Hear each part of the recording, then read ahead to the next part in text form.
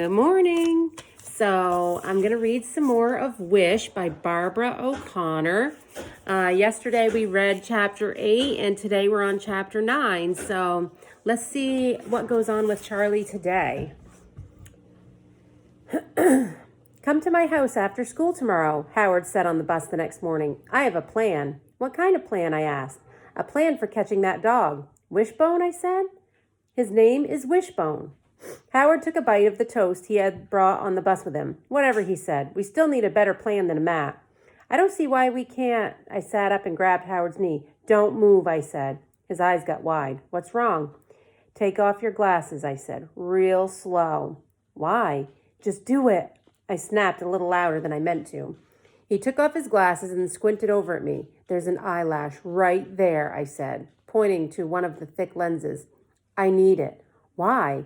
To make a wish. A wish? If you blow on an eyelash, you get to make a wish. I took the glasses from him and pressed my finger on the lens. Then I held it up so Howard could see the tiny reddish eyelash. See, I said. Then I closed my eyes, made my wish, and blew, sending that eyelash out into the air where it disappeared, probably settling on the floor with clumps of dirt and chewed gum and trampled spelling tests. What'd you wish for? Howard asked. I can't tell you, I said. Why not? I flopped back against the seat and rolled my eyes. Geez, Howard, I said. What? I explained to him that if you tell your wish, then it won't come true. Everybody knows that. I added. Howard wiped his glasses with the end of his t-shirt and put them back on. I've made a wish every single day since 4th grade, I said. Howard bugged his eyes out at me. You must want a lot of stuff. I shook my head. No, just one thing, I said. I always wish for the same thing, every single time. The minute I said that, I regretted it. I knew what he was going to say next, and sure enough, he did. Well, if you're making the same wish every time, it must not be coming true, he said. So what's the point? Seems kind of dumb to me. I felt my face turning red and that familiar feeling of anger starting to churn in my stomach. 'Cause someday it will come true, I hollered, making a bunch of kids turn in their seats and stare at me. Howard looked over at me, over at the top of his glasses, and said, Pineapple. I kicked his backpack hard, sending it sliding out into the aisle of the bus. I confessed to feeling a flicker of regret when some kids laughed at that. But Howard, he just picked it up, brushed the dirt off, and said, Pineapple, Charlie, remember? I held on to my mad feelings all morning, taking every opportunity I could to shoot razor-sharp glares at Howard, or to bump into him real hard over by the pencil sharpener. I never should have told him about my wishing. I'd never told anybody, and now that I had, it didn't sound dumb. Why would anyone make the same wish every day if it never came true? Maybe I should give up. But then, guess what happened? I looked at the clock, and it was 11:11. I closed my eyes and made my wish. By the time I got home from school, my mad feelings about Howard were gone, and I was glad he had a plan to catch Wishbone. When I told Bertha I was going to his house the next day, she was tickled pink. She kept telling me how good I was to be friends with Howard, because other kids were so mean to him. Even in church, she said, can you believe that?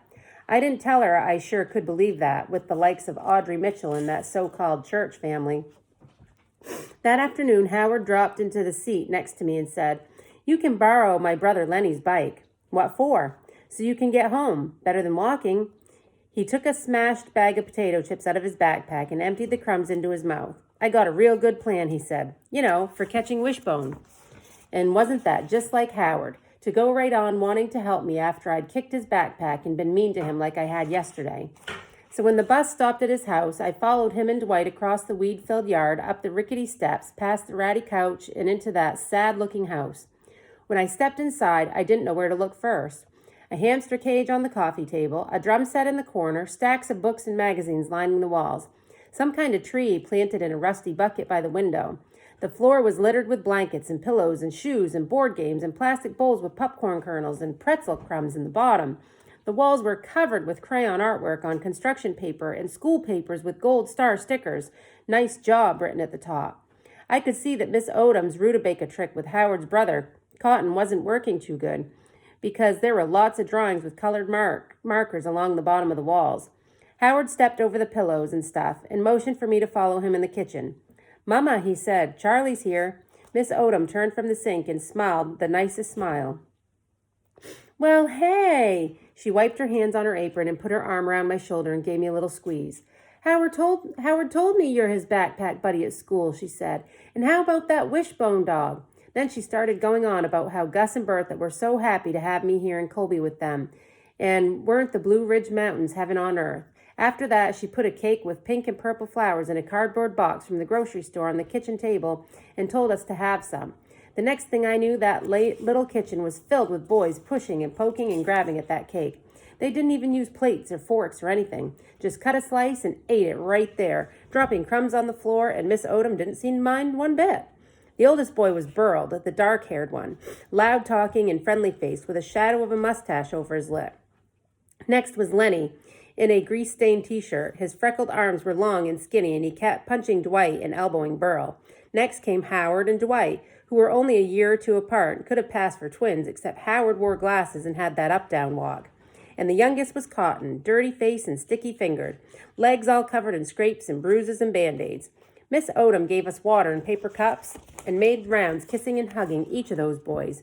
It didn't take a genius to know that Bertha had been right about the Odoms and their good hearts. I don't know why, but I felt shy and out of place in there with the noise and energy bouncing around and sheer goodness clinging to the walls of that house. Howard and I sat on the couch on the porch, and he told me about his plan to catch Wishbone. He had it all written down in a notebook and even had pictures drawn with colored pencils. You think it'll work? I asked. Sure. Howard closed his notebook and hugged it to his chest.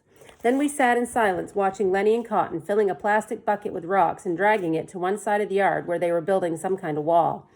Dwight rode his bike round and round the yard, stirring up clouds of red dust, while Burl hollered at him to stop because he was trying to change the oil in his truck. Then me and Howard decided to look for Wishbone some more, so we spent the rest of the afternoon tromping through the woods and wandering up and down the side of the road, but finally gave up.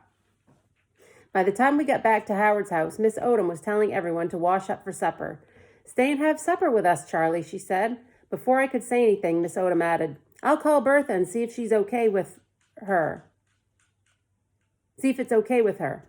Mr. Odom's driving a load of lumber over to Charlotte, so you can sit right there in his chair.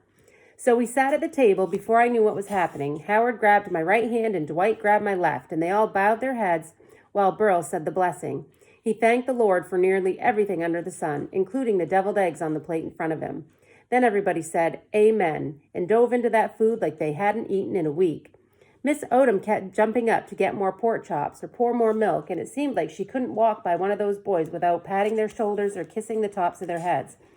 I tried to imagine taking Howard to my house back in Raleigh, so quiet and dark. My school papers would not be taped on the wall, and Mama would not kiss me on top of the head. There wouldn't be any cake with pink and purple flowers. If Howard stayed for supper, he and I would eat pork and beans or potato chips or bologna sandwich in front of the TV, and nobody would say the blessing. When it was time for me to leave, I thanked Miss Odom, climbed on Letty's bike, and set off for home. As I pedaled up the road, I turned and glanced back at the Odom's house. I remembered that first day on the bus when I had seen it and thought it was so sad looking. Then I pictured all those boys in that little kitchen getting loved on by their mama, and that house didn't look one bit sad anymore. So there's chapter 9. So they're coming up with a new plan to try to catch Wishbone.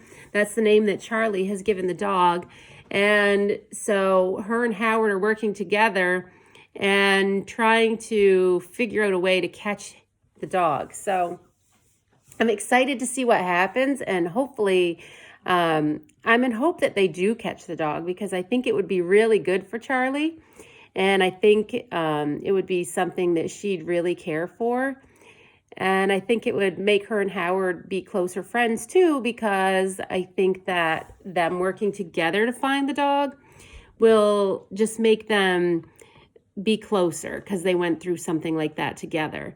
And I'm glad that Charlie is getting to see how the Odoms are and realizing that they're not as bad or as, terrible as she thought they were, and that I think she's starting to really like them. And I've also noticed that she's really starting to get in touch with how she blows out in anger. And I think that's good, because I think maybe once she realizes what's going on, she'll try to fix it. So thank you guys for sticking with me while reading this book. I think it's a really good book, and I will see you tomorrow for chapter 10. So tomorrow we will be on chapter 10.